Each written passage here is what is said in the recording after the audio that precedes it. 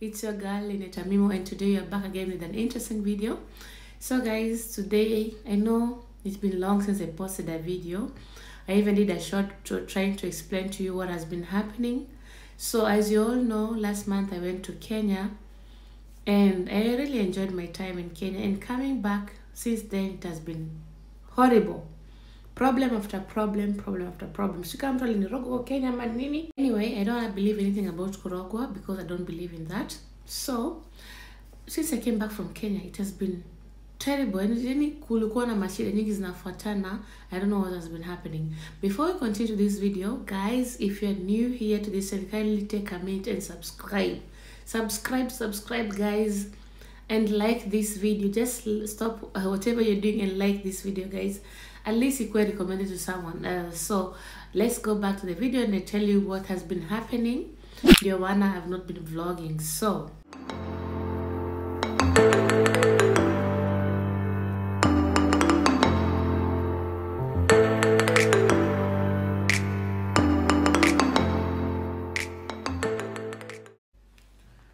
guys, the reason why I changed my work is because I was not satisfied with what I was earning. So before going back to Kenya in November, I made a decision of changing my workplace, and because also the place where I'm working right now, kazi ni mob tu sana. Alafu hata like that wanaumiza manasi usiku.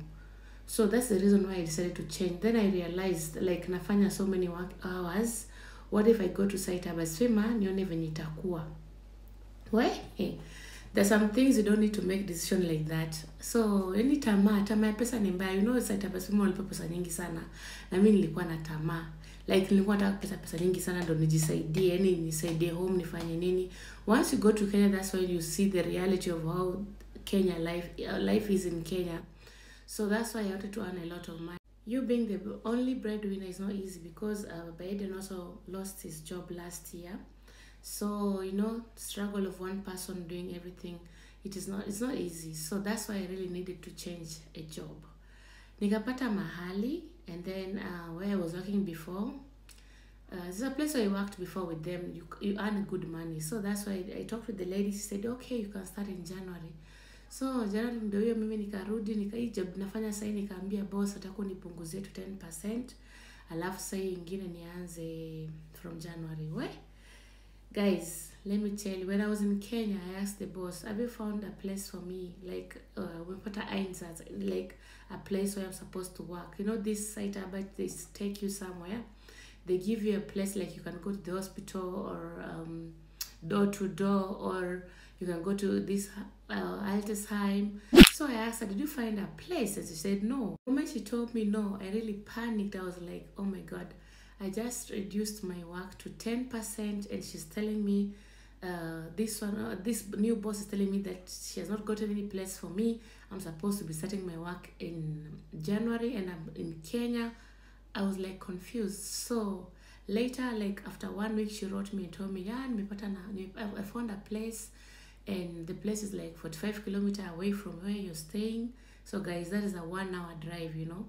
So I was like, I told her this place is so far, but she told me that's like, let's just go and try working at that place, and then after 1 month we're gonna look for somewhere else. So and then I told her okay, because I didn't want to go to the government to feed me, because you know, once you don't have work, the government has to support you, but that's what I don't want, you know. So I told her okay, then wacha niwaambie sasa hapa ndo nikapata tabu kubwa sana hapa. Sasa tunaenda huku, nilitumwa kwa hii site but ni kama ambulantist, whereby you go to people's house, unaenda kwa mgonjwa kwa nyumba yake, unamuosha, you inject them or do something that you're supposed to do, like from door to door. So me reaching there at that place the first day, I'm like asking the boss, so you people don't have any you know, guys, I was doing my driving school, and the first time I did my exam with the manual car, I failed. Like I was really angry. I was trying my best to do this manual car, but I failed the first exam. So the second exam, I told my teacher, I'm gonna do the exam with the automatic car. And since then, after the exam, I passed my exam, I bought automatic car. I've been driving automatic car in Germany for now over 2 years right now. Now imagine going somewhere, they're telling you they don't have automatic cars. In Germany, a workplace without automatic cars. It was horrible for me, you know. So to cut the long story short, the first day that boss told me I should not panic. I'm gonna go with someone to show me how the work is supposed to be done. So the first day I went with one girl. She showed me everything, what my work like as a nurse, what I'm supposed to be doing, how I'm supposed to take care of the patient and all those things. The second day she told me, Lynet, I want to teach you how to drive this manual car. I know you can drive it, but is that something that you didn't do for long? I want to teach you. So I told her, how can you teach me this thing and we are supposed to be working in the morning? We're going to be so late everywhere. No, she told me, don't panic. We're going to do this, me and you together. And then the second day, early in the morning, I was there. She told me, let's go. Entered the car. And then I was there trying to drive this car. You know, before you leaving the clutch and all those things, the car was already shaking. Boom, boom, boom. I really got angry and I was like, so it was a big struggle.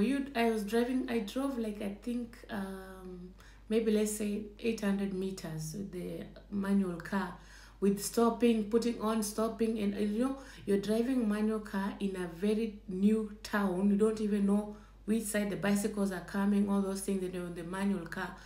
Oh my God, it was for me very, very stressful. Before this car going off and on, I told her, no, I cannot drive this car. You better do it because I'm getting angry right now with myself.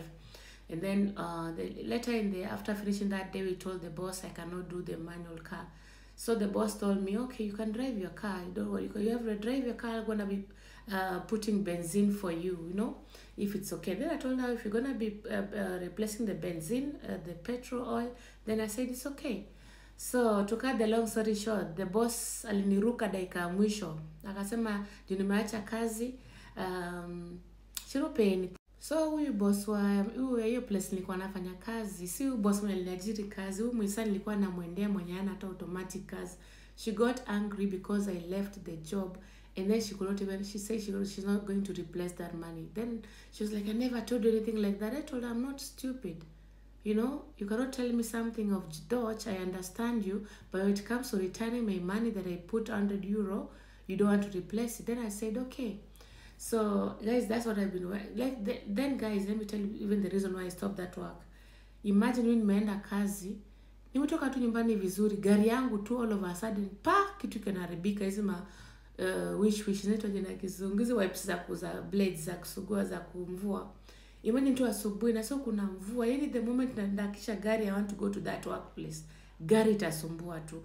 And you know you have to drive for 1 hour. Every time I was going to the fundi. Yeah, yani it has been so horrible. Me planning for going to work, and then kila saa gari in a breakdown. So there's a time I was just driving, something just stopped. I don't know what was that in the car. The car, ndaonyesha gari venye inabebwa hapa sahi. Gari ilibebwa, ikachukuliwa ikapelekewa fundi, nimebidi nimecall huo boss, nikamwambia siwezi kuja, gari yangu imeharibika. First of all, unashinda utaendaje kazi? You're supposed to use your own car. The whole big company yaona automatic cars, wako na gari tu za manual zote. So I even told her, if nikikuja na train, nitaendaje kwa wagonjwa? Wagonjwa wote lazima uende na gari kwa nyumba zao. Yeah? So the one lesson that I learned ni tamaa ya pesa ni mbaya sana. You know, me, I was like desperate. I was supposed to provide for everything in the house. So I was very desperate. So msikuwe na matamaa. So alafu na hiyo aibu yote, tena nikaandikia huyu boss wangu, nikamwambia nataka kurudi job, from your 10% urudishe to 100%, because anyway ilikuwa embarrassing, but what can you do? So I just have to cope with hiyo kazi ngumu kwa hapa, and I pray that everything ikuwe poa. Another thing that happened before I went to Kenya, watoto walikuja kututembelea kwa hao. Walinok mlango, baba yetu na kuwafungulia mlango. Wakuja tu wakatu talk na hii line yao, wakatu talk, tukasema sawa tutachange. Then there's something like ilifanyika, wakashindwa kubadilisha. So mimi nimeenda kutembelea best yangu, niko na watu walikuwa mpya wameenda kumtembelea. Nikapata interest, nikamwambia, "Hey best yangu, kwa time mlikuja kutembelea, but there's something mlifanya na line yetu but I could go through, so situjaribu tena we. So that was in December. Nikiongea na watu kwa best yangu, wakasema wakachukua details, wakasema okay watatuma everything. So mimi nikienda Kenya nikijua like tuko na wifi bado from Vodafone and everything is okay. So nikijua Telecom maybe itaanza na everything like itaanza December and everything itaenda poa. So mimi nikienda Kenya kulikuwa na wifi. Hey, natoka tu Kenya hivi nasikia usiku ndo wifi imekatika. Walikumbe watu wa Telecom walicancel ile contract tulikuwa nayo before. So when wali cancel na yao bado iko imeanza kazi. Kumbe technica wakuja kuinstall hiyo internet alikaa mnalipiga namba yangu ya WhatsApp yenye situmiangi na karudi. So tena before we make another appointment, hiyo ni after 30 days ama kitu kama 1 month tena. So tena January wakatuambia kukuja tena hiyo end of January, huyo mtu akasema kifunguu imeharibika kufungua hiyo house. Huyo mtu anakam date 30 January anakuja kutuambia nimekuja kuinstall internet yenu sasa to Telecom, but there's a problem, I cannot get in with my key, it's broken. Kai, nilisema kama nitamnyonga. Can you imagine December mkosa internet yoyote nusu, and then January yote, and then he's like ati okay bado like we have to replace the key, I'm gonna call you when it's available. Nilisikia kama nitalia, but finally today, like leo wametuwekea internet. Finally I have wifi, everything is now okay. I pray that from this month everything equal to end to be smooth, because I don't know what was happening since last year. But one thing I do is I regret changing my work. I wish ningekaa hapa and then I look for another mini job, ingekuwa much better. Tama ya pesa ilinimaliza, nikaanza kutafuta na vitu zilizofanya nika regret, you know. Anyway guys, I'm back. Job amenipatia percent yangu ile 100 nilikuwa nafanya before. That is what has been happening, and I hope from today you're gonna be finding a lot of time to vlog. But I don't know guys, there's something I'm planning to. I want to do further studies, and it's gonna be I really need to concentrate on those further studies. So ukiona nimepotea kidogo is because I'm learning something, and once I'm done learning that thing, I'm gonna inform you all once I graduate. So for now, thank you so much for watching this video. Don't forget to like, comment, subscribe, and to share. And if you're facing any challenge, don't give up. Don't give up and rush into something else. Utafanya una regret. Unaona mimi nilikuwa na kazi, nikaona payment ni kidogo juu kazi ni nyingi, nikakimbilia kazi yenye payment ni MPESA, but it was horrible decision. So don't give up in life, and see you in another video. I love you. Bye bye. Mwah.